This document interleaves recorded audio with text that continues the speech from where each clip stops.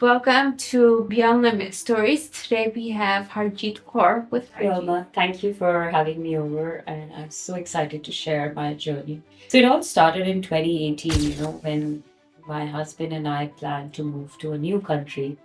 And you know how it is, when you move to a new country, you feel like you want to settle down, have a life, have a future, have a good career. Everything was going fine until I had high fevers, and it was May 2019 when I had these symptoms where I was struggling with high fever, ranged from 102 to 103. I was in hospital for my high fevers. Uh, They did all the possible tests, scans, surgeries, biopsies, what you name it, I had it. We were planning to get discharged from the hospital and we were planning to come to India. So August 2019, 27th of August, the results came in and the doctors rushed into the room and she said that we got the results. She was like, it's stage 4 rare blood cancer and we would like to start the treatment ASAP.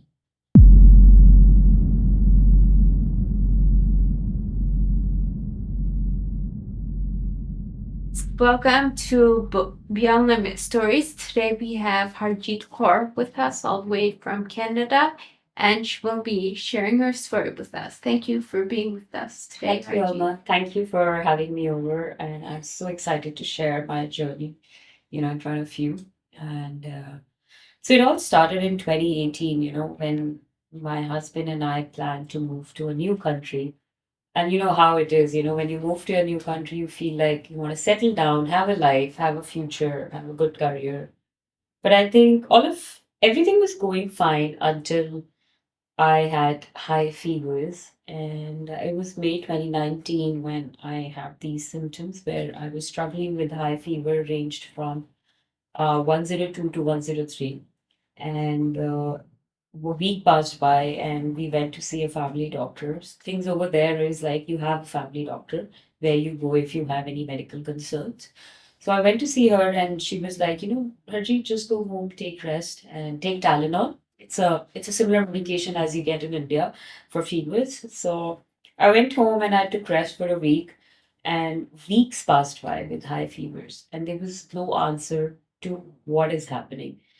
They did my blood work, and nothing came out with the blood work.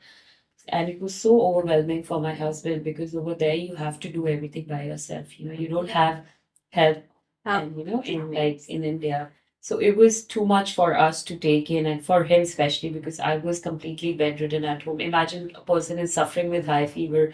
That person can't do anything, right? And I used to get chills all the time. So it was so exhausting for us. And then we actually, because Canada is a public healthcare system. So it's really different than what we see in India. And because it's a public healthcare system, so you can't get tested by yourself. You can't just pay money and get the test done.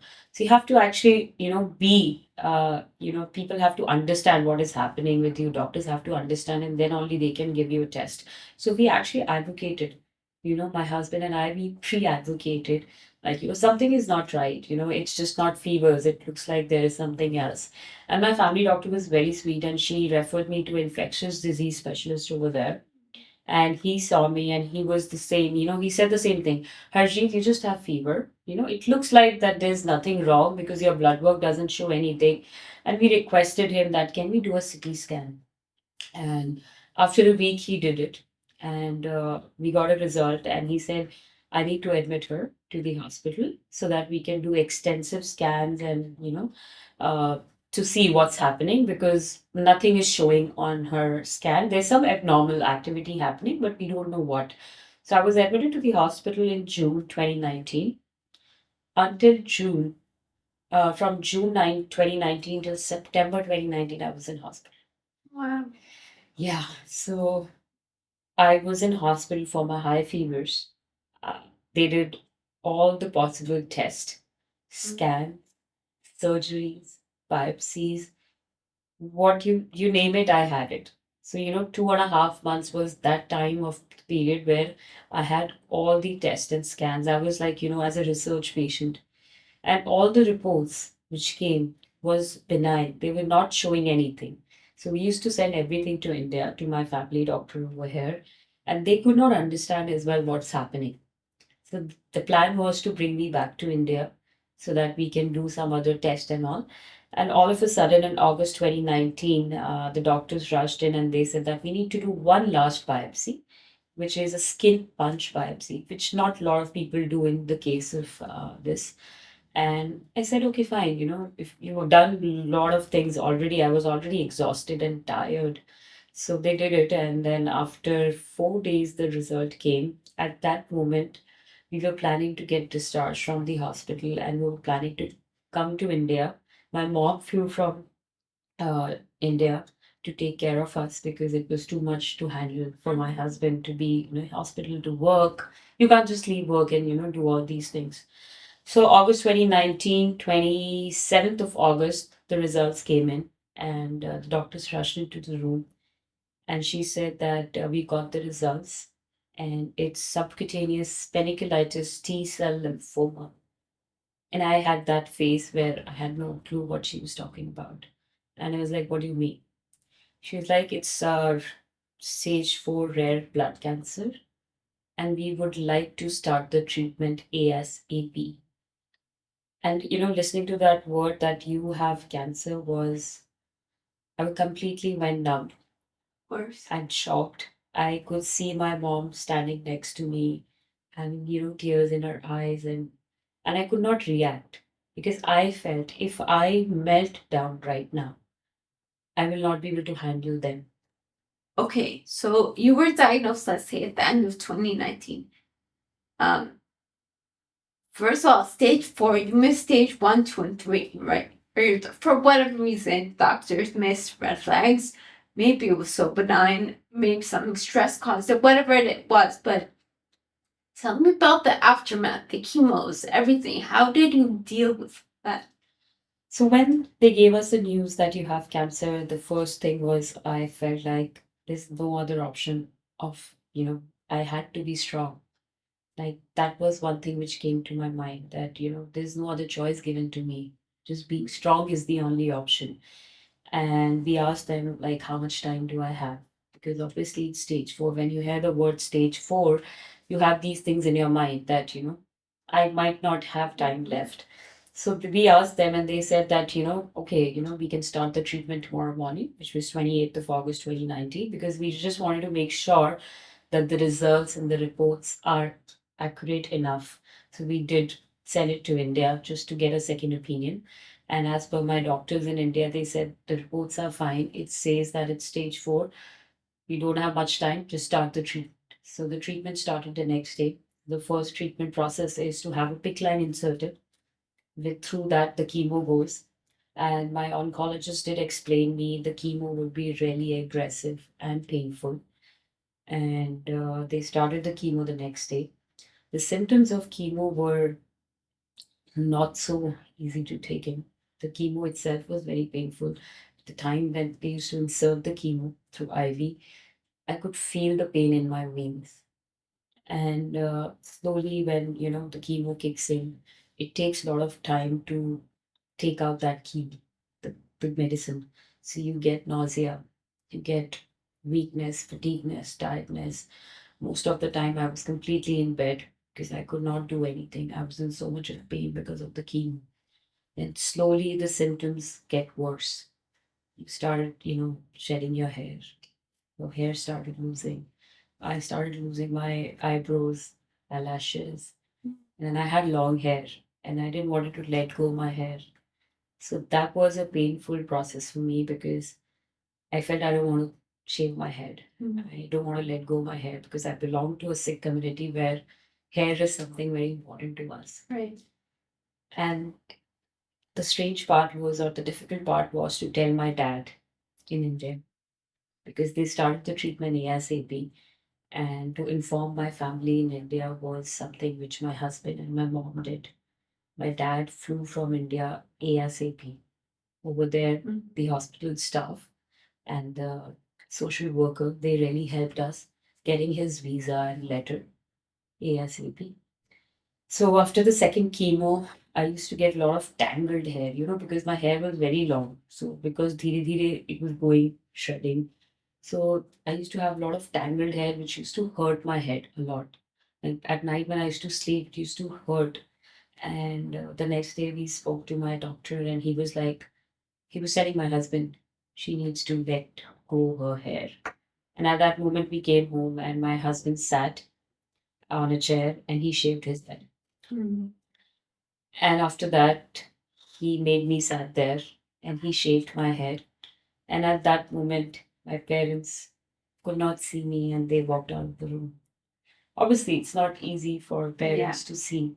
And during that whole period of time, I didn't understand. I felt like I was in a full time job where I was going to hospital, getting my treatment, getting medication, doing as per what doctors are telling you. And I used to, cover my head all the time. I used to talk to my family back home in India. So the chemo was really painful. So I still used to get fevers.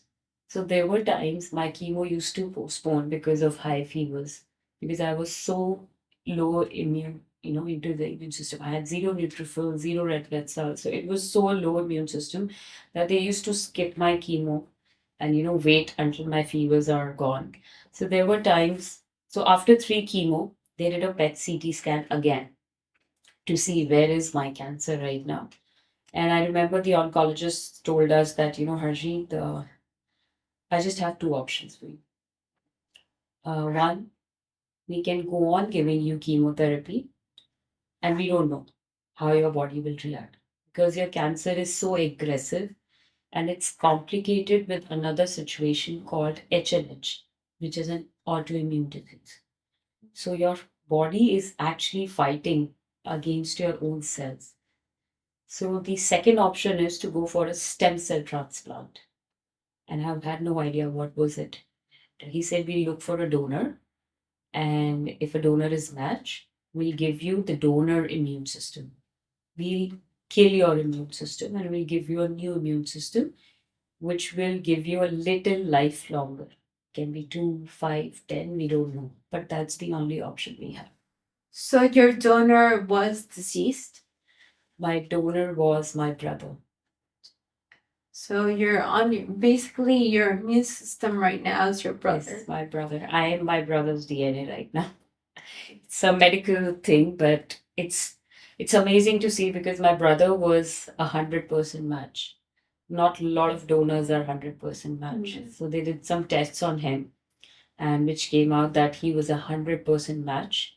And they started planning of doing the stem cell transplant. But before that, the plan was to cut down, to make my cancer into partial remission, so that they can kill most of the cancer cells so I can get the new stem cells of my brother.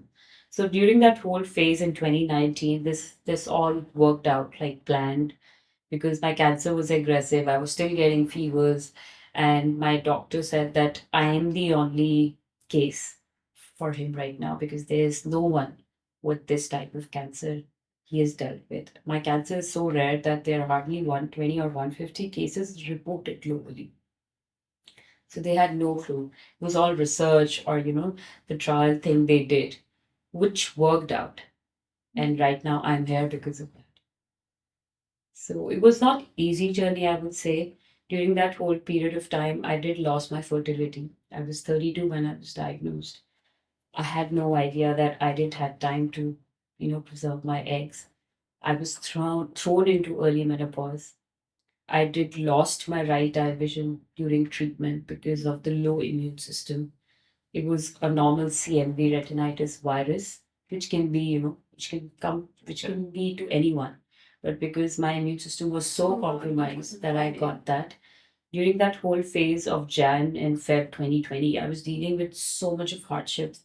I actually felt like I'm losing it. Mhm. I felt like I can't do this anymore. That hope was just going down. And then COVID happened, March 2020. The plan was to have a stem cell transplant in March 2020. And we got a call saying that, I'm sorry, but due to COVID, things have been delayed. And then they called us saying that Harjeet needs to come to hospital by herself. She needs to get admitted to hospital for 30 to 40 days depending on how the treatment goes, the treatment will be very aggressive because she'll be getting chemo every single day and radiation for 7 days, like continuously 7 to 8 days, the chemos will be there because the plan was to kill my immune system, to make my all the cells zero. That was the plan.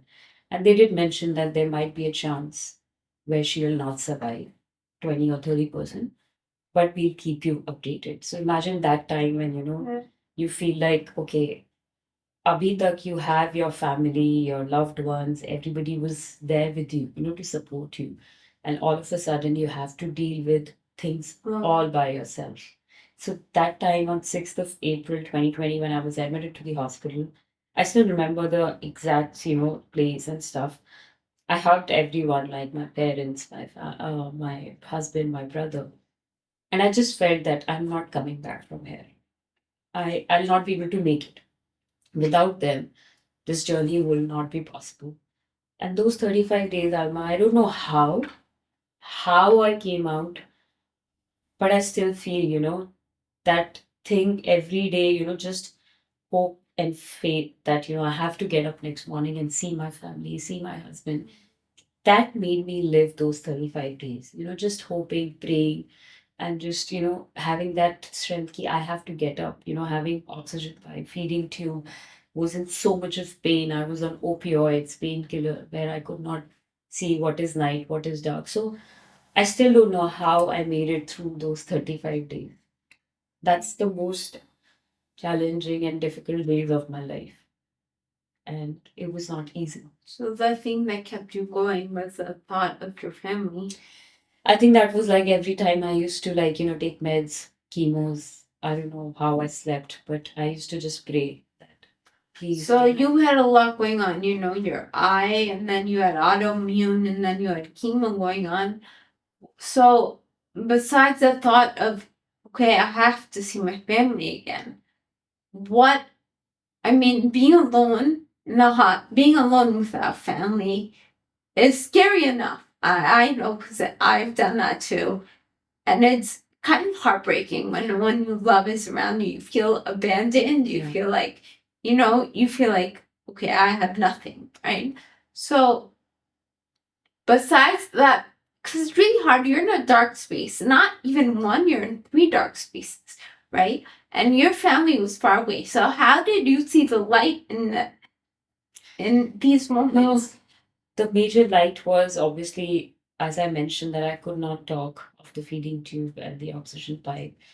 I used to do FaceTime every day. Okay, Take the FaceTime because that's the only option I had, right? Yeah. And in the beginning, initial days when I was in hospital from 6th of April, so the second day they started the chemo. So first day was fine. The second day was fine. As the chemo kicked in, there Of were course. dark days. Like I used to sleep all the time. I was not in my senses because I was on opioids, painkiller pumps. I used to take the painkiller pumps in a button press thing. So, and every time I used to get up, I was like obviously because I am Indian and I used to pray and I have that faith. I used to pray all the time, like please, please, please make sure that I get up in the morning. I get up next day. I want to, live. I want to survive this. So that was something which made me going through every single day. It was not easy. The isolation is was so hard for me. It felt like I just came out of death, where I knew that I might not be able to see next day. But that hope of getting up and just, seeing them, hearing them gave me that strength. So I think that was the major sport for me. So your journey roughly started in the mid of August 2019. 2019. So now you're in remission. What's the So because it was a rare cancer, obviously there's not much study about this type of cancer. So I go for every 3 months follow-ups, like where I did my whole blood work and all, and they do every year PET CT scan to check where my cancer cells are. They are still inactive, so they call it as a no evidence of disease, so NED. So I say currently I'm no evidence of disease, where they do tests and scans every year. Okay, so that's good. So the chemo worked. So The chemo worked. No, the chemo didn't work. The stem cell worked. the stem cell. Yeah, because my brother stem cell worked, and 14th of April 2020 was the time I was informed by the doctors and the nurses in the hospital, Harjeet, happy rebirth day. And that was the one thing which I remember still, because I was in so much pain, and I was in, because I was on painkiller pumps, I had these drowsiness and stuff, and they just came and wished me. And they said, "This is a second life you've got." What was that date? 14th of April 2020. 2020. And my parents do mention, because it's Visakhi. So for me, they say that's So the life given to you me. went through this torture for about a year. Year and a half, because after stem cell, I was completely bedridden. Yeah, I could not year and a walk. half. Wow. Yeah, because I had muscle mass. I went so during chemo you started gaining weight because of the Right. the drugs, the IV fluids. So I went up to 68 or 69, and then during stem cell I was 43 or 44. So let's say you restarted your life 2021, right? How? Tell me a little bit about it. Now you're in patient advocacy, right? You've lend support. How did that become so important to you? Why did you think of that? How long did it take you to become engaged and active again? So in 2020, when I came back home, obviously it was COVID. I was bedridden, isolated.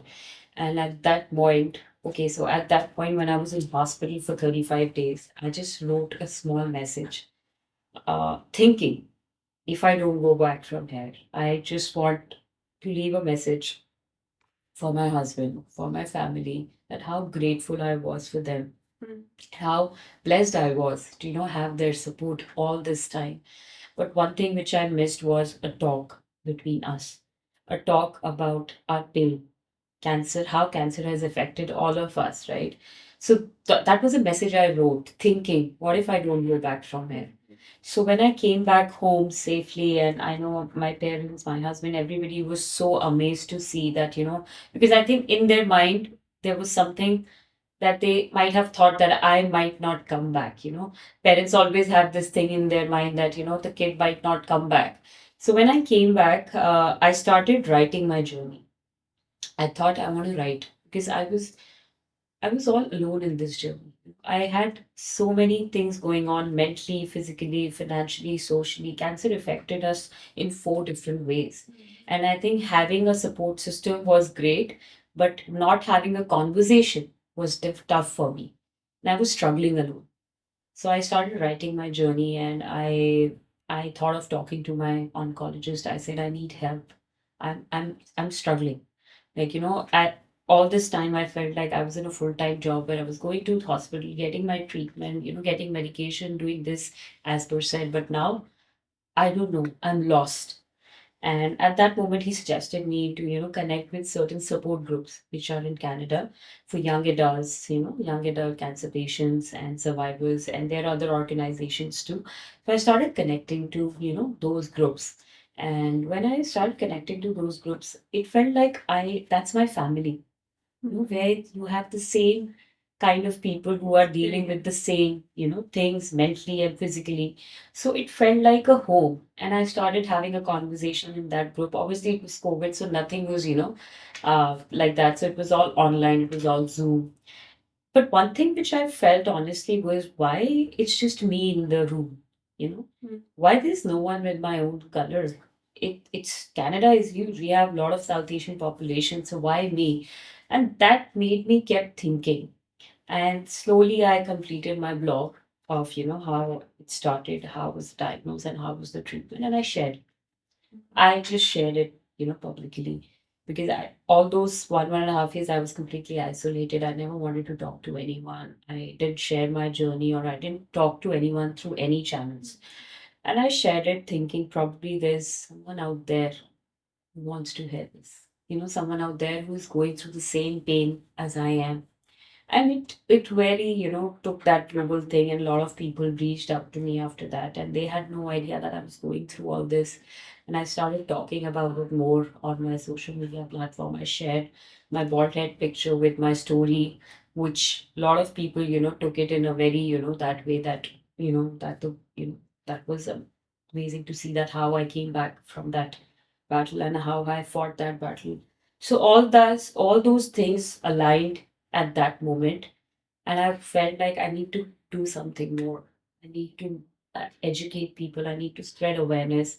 I need to talk about cancer so that people don't, take it. So what I've heard during my journey was people used to not take the name of cancer. They used to say it as a problem. So, I just wanted to make sure that I can be the voice for those people. So that's how the journey of being an advocate and spreading awareness and educating people started. So, can you tell us how you advocate in terms of? I know you're active on social media. You said you wrote So a over blog. there, Alma, there are a lot of organizations you work with as a volunteer, as a patient partner. So I started working with a lot of other organizations over there as a volunteer, where what they do is they form a group of patients, cancer patients, cancer survivors, where they all meet and connect. And then we talk about things. For example, in my case, why it was a late diagnosis. I wish I had a stage one or stage two diagnosis, because of the public healthcare system. I was not treated the right way. So that's one of the things. Then why patients have to pay out of pocket cost for treatment. Though it's a public healthcare system, you have to pay for your medicines and bills and transport, etc. So those organizations like Canadian Cancer Society, Lymphoma Leukemia Society, which is typically a blood cancer organization, and then there is another group called Young Adult Cancer Canada. So all these groups have different platforms where you connect, go to the events, online events, and where you talk and spread awareness. So that's how it all started. And there's amazing support programs there for patients like us. So yeah. So I know you went through COVID. You went through your treatment during the high time of COVID. But what, being a patient yourself, right? And going through it, what do you think is the most important thing for the morale of someone going through something like this, a patient? So I feel the message to people who are going through this is I always say, never lose hope. And I feel like ask for help. There's no shame in asking for help. And especially with our community, people are scared to ask for help because they feel that, someone out there might feel that, I'm vulnerable enough, or, society, our society is different. So I think that's what I want to say to people. Like, if you're going through something like this, please don't lose hope and ask for help, because you don't have to deal with this all alone. There are groups out there, there are people who want to help you and support you. So I think that's the message I always want to share it to people. What do you think it was the most challenging part of, mentally or physically? What was the most challenging part of For being? me, isolation. That was the most challenging part, was isolating, alone, knowing that they might not be coming back from this journey. So I was suffering mentally a lot, and that affected me physically as well, because a lot of physical changes did happen during this whole journey. But I think I embraced those physical appearances by, embracing my bald head, by having a turban, by having a wig. So I think that was something which I wanted to, do. So I think, but the challenging part was obviously the isolation, which I still say that I don't want to go back to that time. If something happens in future, like, so they have actually preserved my brother's stem cell, for future, yeah, thing. So I always say this to my husband, like, if something happens again, I don't want to go through that journey. Like, I'm really scared to go back to that time of stem cell transplant. So that was the most difficult part of my journey. The isolation. What what if there is no COVID? Would you still be willing to go through that journey? It was too painful. You'd rather just, I would rather just die but not take the treatment because that was too painful for me. Yeah. I still remember when the beginning of chemo started and the radiation happened. I could not do anything. Like I was like a body in the bed, right? You could not move, you could not do anything. So, and the pain was killing me. You know, in the beginning, I never wanted to have a painkiller pump because I felt I'll be addicted to it. Yes. And my doctors told my husband that she needs to have it. She can't deal with the pain. I used to cry with pain. Like, there were times when I used to like, I can't do it. And finally, my doctor said to my husband that she needs to take a painkiller pump. This will not be an addiction, but it went to. I was on codeine and morphine for 6 months after that. Oh, And so that was the stage where I was not able to breathe without those medications. So I think I would never want to go back to a stem cell transplant. So there are two types of pain, really. There's physical pain and there's emotional pain, right? It's hard to distinguish, and both are have exponential, right? Yeah. But in your perspective, from your journey, what's more painful? So in the initial days, obviously, I was struggling with physical thing more because I lost my hair, having your hair gone. And then slowly, when I was going through everything, when I started knowing that I had early menopause, I have lost my fertility, I've lost my vision, I've lost some part of my hearing. So, that affected me mentally. And the most challenging part was that no one was discussing this. Like, me and my family were sitting on a table having dinner or having food, but we never talked about our pain or experience. So that affected me mentally. And it affected me mentally more when I was isolated. Because I really felt that I wish we had a conversation. I wish we had a talk about this because I feel cancer doesn't affect you. It affects the whole family. Right. And it affects whole family in so many ways, mentally, physically, socially, financially. But we never discussed, which affected me mentally. And that's why I asked for help from my doctor. And since then, until now, Alma, I'm into therapy. And it has helped me in many ways. And I have no shame in saying that I see a psychologist and a psychiatrist. In the beginning, initially days, my mom didn't understand this. She's like, why do you need that? Just move on. Don't think about the past. But that's not how it works. I mean, if I'm not fit mentally, I can't be fit physically, right? It all aligns together somehow. Right. If you say, okay, do exercise, do that, but if you're not fit mentally, how would you do that? So there's a certain awareness, there's a certain taboo, there's a certain sensitization in India versus where you are now, Canada, right?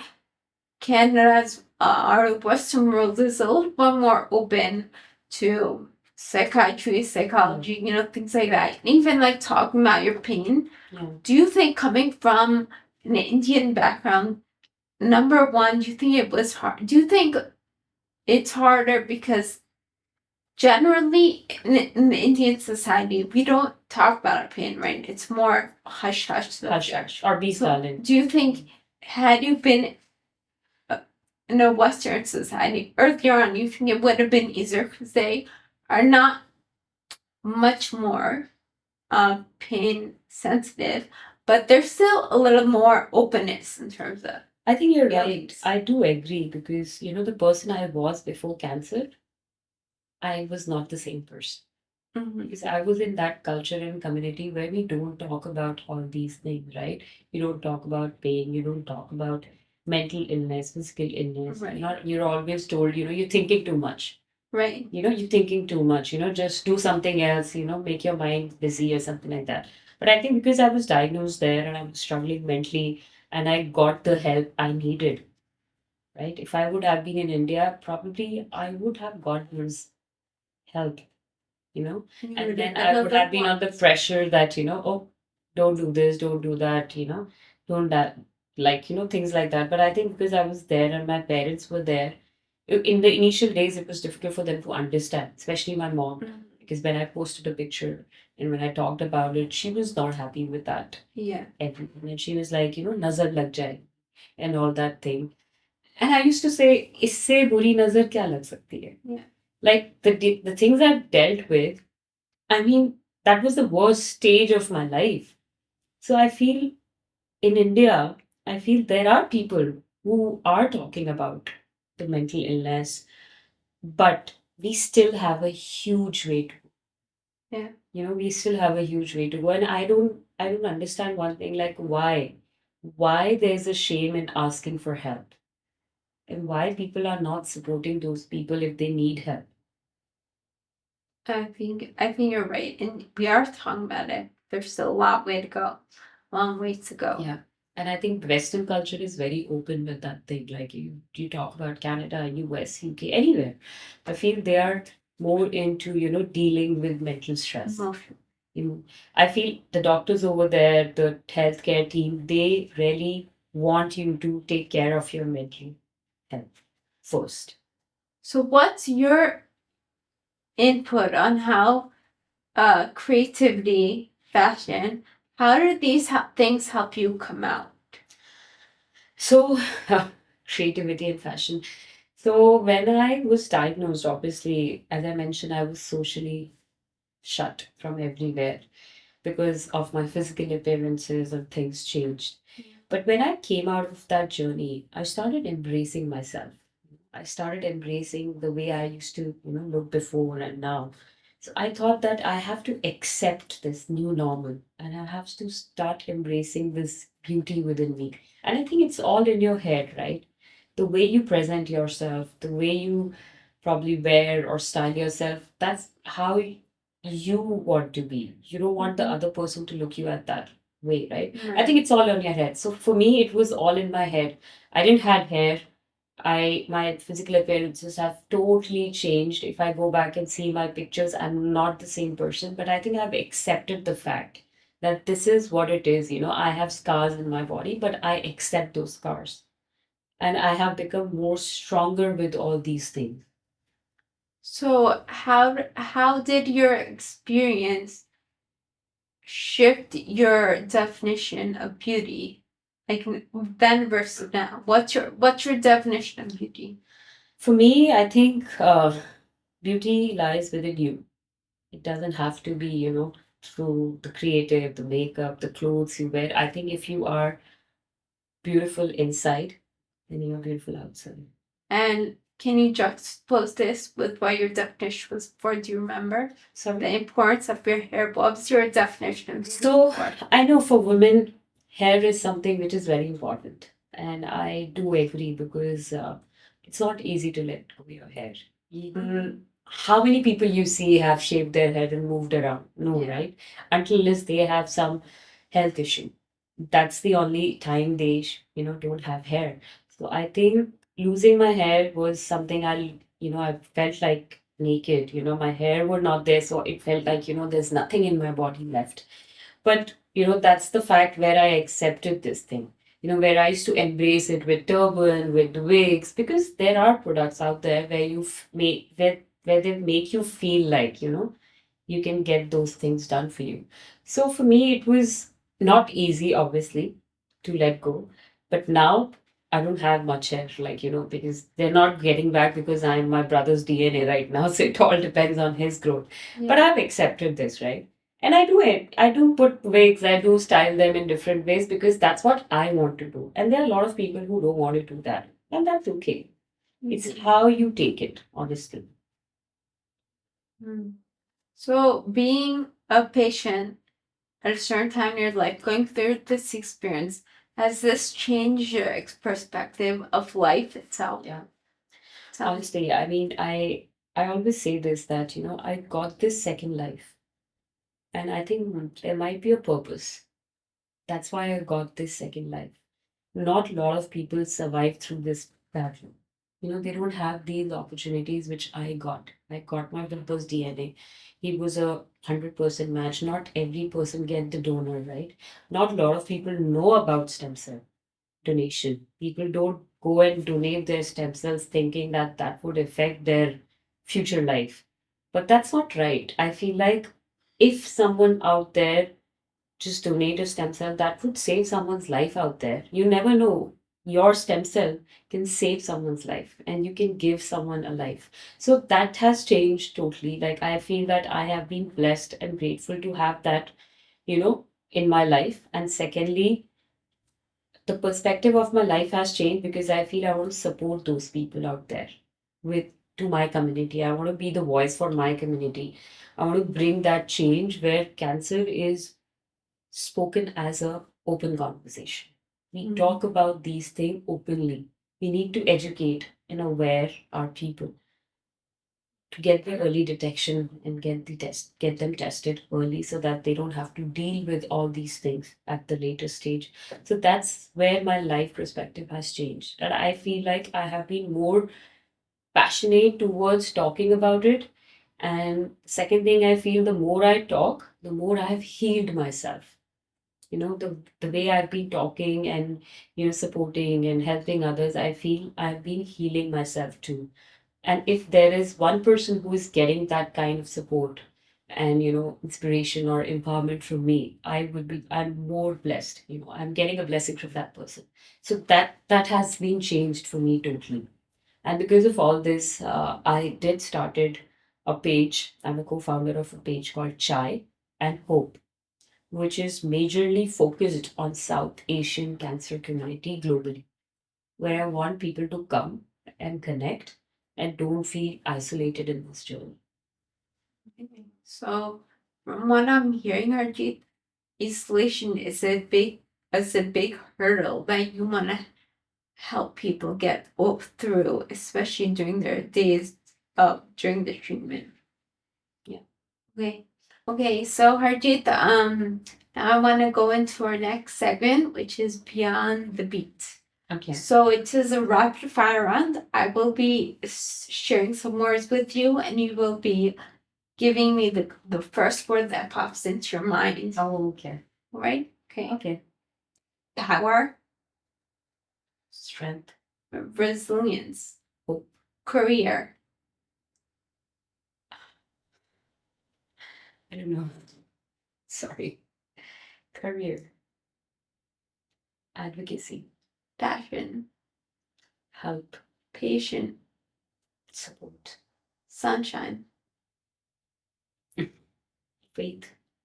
family, Support. support. Okay, very nice. So going back to our question, your journey changed your perspective. What do you think it was about your journey that changed your perspective on life? You mentioned, right, Harjeet, that you can't go back into the corporate world right now. Tell us a little bit about that. So I feel the journey has totally changed me in the way of, because not, as I mentioned, not everyone get this second life, and I got that second life. So I feel like I have to, live this life and make it better for someone out there. So the help and support comes along with that. I feel if I can be the voice for other people out there through this journey, that will give me more strength to do what I am doing right now. So that's the way I've said that I don't want to go to the corporate job because I feel I will not be able to do what I love doing right now. So why do you think it's so important to which you advocate for South Indian, Indian voice you mentioned? So being a South Asian, being an Indian, I did face that, thing where I was diagnosed and I was looking for hope and, I was looking for people, with my own color and I connected with a lot of organizations there, but I didn't see those people. And that felt me like, that made me think that why it's just me in the room.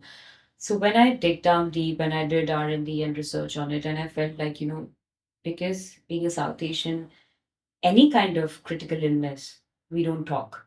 So I think cancer was one of them, and people don't want to address that word cancer.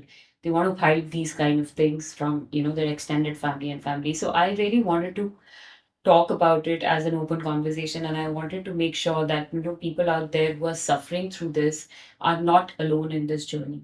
So that's how idea of bringing chai and hope bringing the South Asian Cancer Community Support Group was to help and support those people so that they can have an open conversation or a safe space, at least a safe space so that they can share their experience, thoughts, pain, whatever they are going through this journey. Mhm.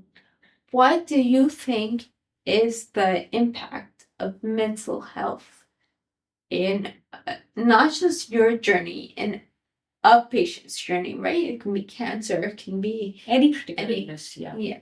So I think mental illness is something which every patient deals with when it is any kind of critical illness, whether it's cancer or any kind of thing, and which needs to be addressed and talked about. I feel like over there, the doctors, the healthcare team, they do ask about it if you're feeling like that. So I feel every patient who's going through this journey, and I want to say this because I'm not aware about how does it go in India, but I feel that when the patient is going through this journey of critical illness, the mental stress should be addressed all the time, and the help should be given to the patient, and it should be given like that, that they have to take it. It's just not that they can just say, oh, you should try this, try that. I think it should be like, 100%. I don't know how to say that, but I think it should be um, addressed, and it should be made sure that that person is getting that help. So when I was diagnosed, I was going through something, I asked for help and I was given that help. If I would have wanted, I would have said no, right? So it was my choice to take that step. I feel every person, if they are going through mental illness or mental stress, they should take that step ahead and try it. Maybe this will work out for them. That's what my take is. I don't know if there is something else you want to add on to it. No, I think you're right. There's in India, I think there's a taboo. I think the mental health part of it is very important. Yeah. Being able to share what's in your mind, and being knowing that it's okay to be in pain. It's okay. A lot of people are ashamed to be in pain. Yeah, right? that's what. Like I think That's- people don't want to express that feeling, that I'm not okay. So they'll just say that, I'm okay, I'll deal with it. But I think that's not right. I think you need that one person who you can share or express what you're going through, whether it's your doctor, therapist, friend, family, whosoever. So I feel that's the one thing which you should do it, that you don't have to deal with any of these things alone. No. Do you think if you had this mental support during your whole treatment, do you think that would have made it easier a little bit? I think if I would have got that support, or even my family would have spoken to me, because the moment we heard the word cancer, everybody was shut. Yeah. Everybody was shut, right? Mhm. They were there to support me, feed me, give me medication, Yeah. take me to the Not hospital. mental. Yeah, which is also a big support, I would say, because I've seen people coming to the chemotherapy alone, Mhm. getting eating food alone. So that's also, I'm blessed. I'm not saying that I'm not blessed with that kind of support, but I feel if we could have talked during that journey, so I think the journey would have been easy for all of us. For all of us, we don't have to Open be the lines of communication. Yeah, the lack of communication was, would have made it more easy for all of us during that whole phase. I remember we had a conversation after a year of my stem cell transplant with my husband. And I randomly asked him, how was, the last 1 year experience? How did you feel? And what did you expect? And I just wanted to ask because I wanted to know what they felt, during this whole journey. And he was like, Harjeet, honestly, I thought that you're not coming back after stem cell. We all had this feeling. So imagine the kind of trauma they all were dealing with at that point of time. Like, everybody was completely shut. They were going so much, they had so much of challenges in their mind that time. So even someone out there would have helped them. It would have been easy for all of us to go through that. So you mentioned right now, after the fact, you have a psychologist and a psychiatrist. I'm on meds. And you're on meds. So my question is, and there's no shame in that, right? I say to I him, do not have this support, right? Had your family or friends or maybe even society had they shunned you away from this support and for you to not take this support, how do you think the outcome would have been different?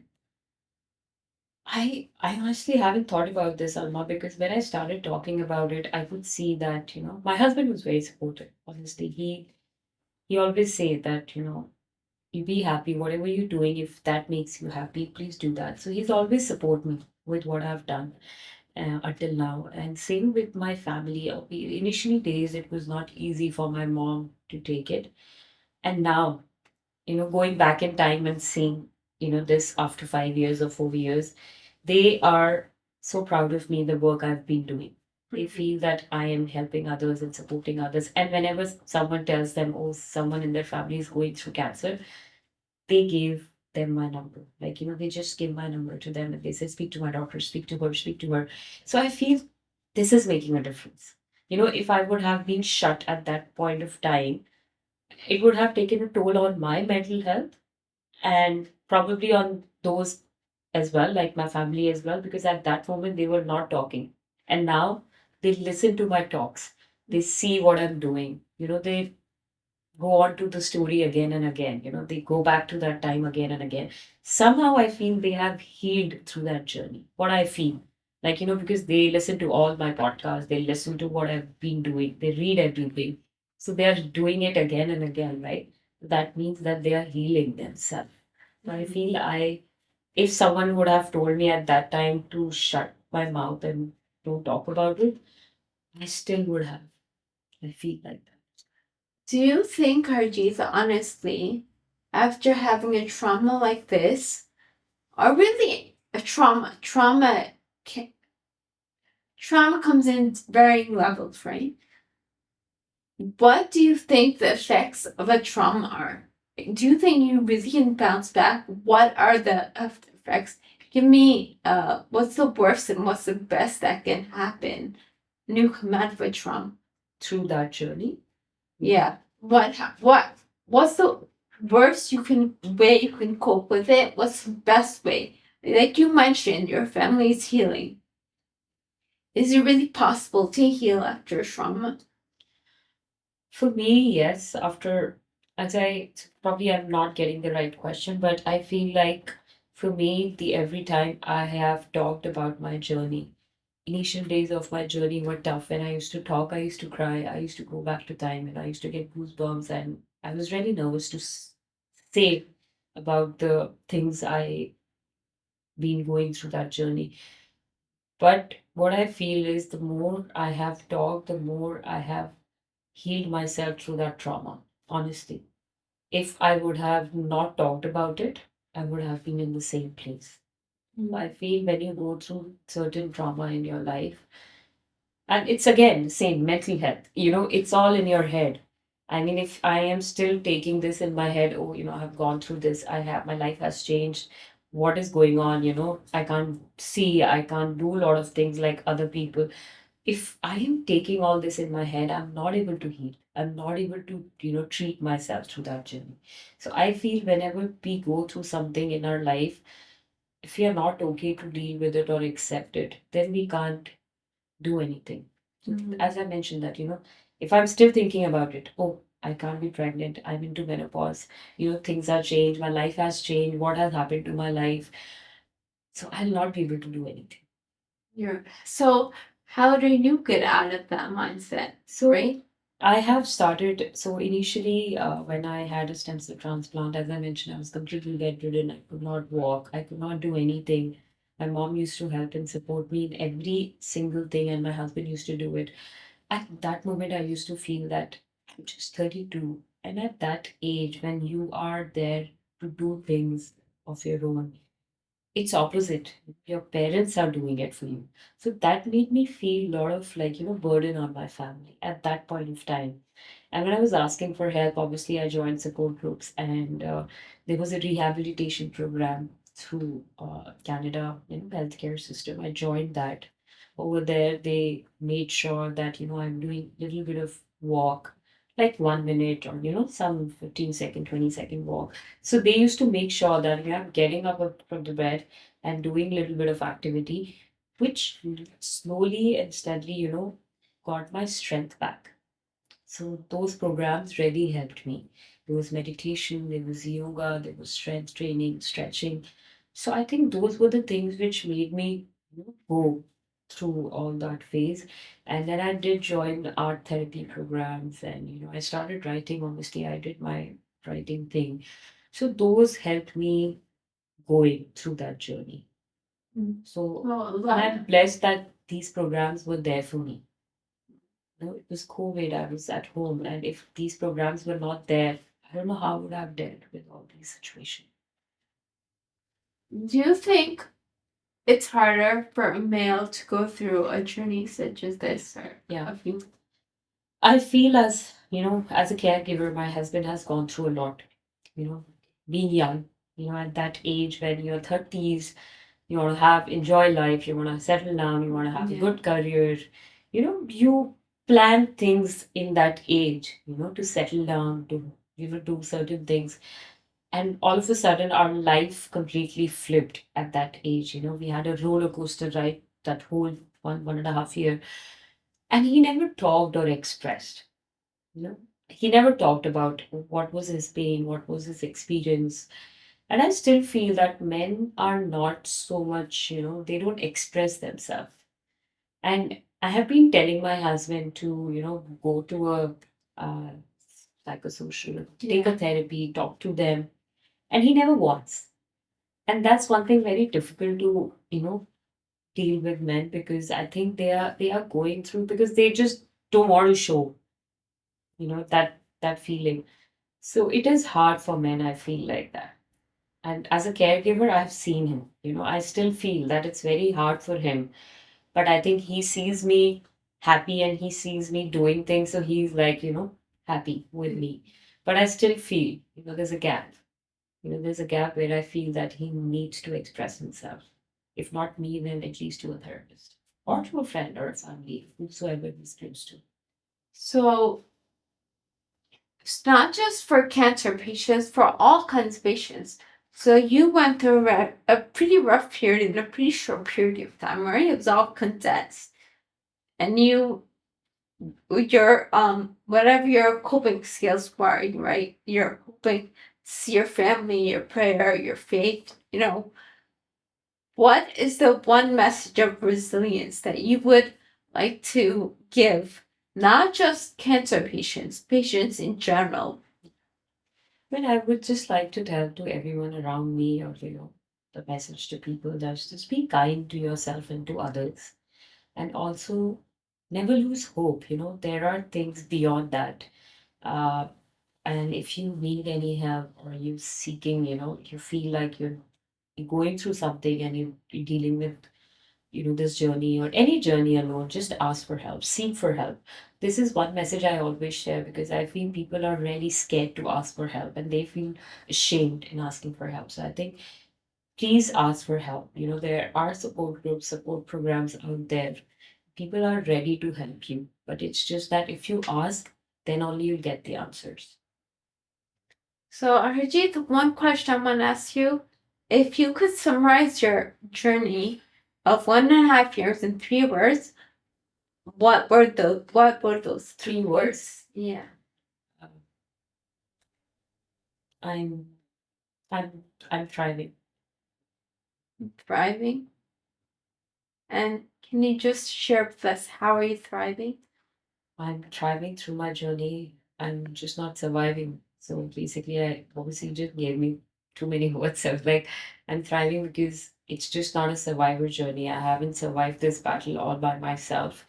And I got this opportunity to live the second life. So I want to make most of it, by doing certain things, by helping. And what I'm doing in that way. I just don't want person or people to call me, oh, she's a cancer patient, she's just surviving. So no, I'm just not surviving. I'm thriving in my life. I'm doing what I'm liking it, and I'm helping and supporting others, because I want to be the voice for those patients out there. So, what does thriving mean to me? aside from surviving, because I use those two words as well. So surviving just means breathing, whereas thriving actually goes a step beyond surviving, which means pushing the limit. Pushing the limits, yeah. That's the And that's very it's very apt because our podcast is called Beyond Limit Stories, which your story Beyond. is Yeah. is In your fact, my social media page is also about thriving. Like, I like a lot of people ask me why it's HK Thrive. It is like because I'm just not a survivor. I'm just not a survivor who has survived this battle, but I'm thriving beyond that. Okay, so based on finishing up, let me just ask you two more questions. What is the riskiest thing you've ever done?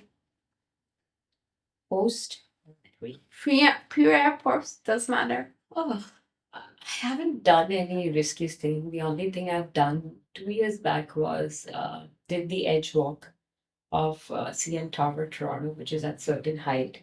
It was the edge. You did an edge walk, like, Okay. that's one of the things. But I want to do one more thing is like skydiving, which is on my second.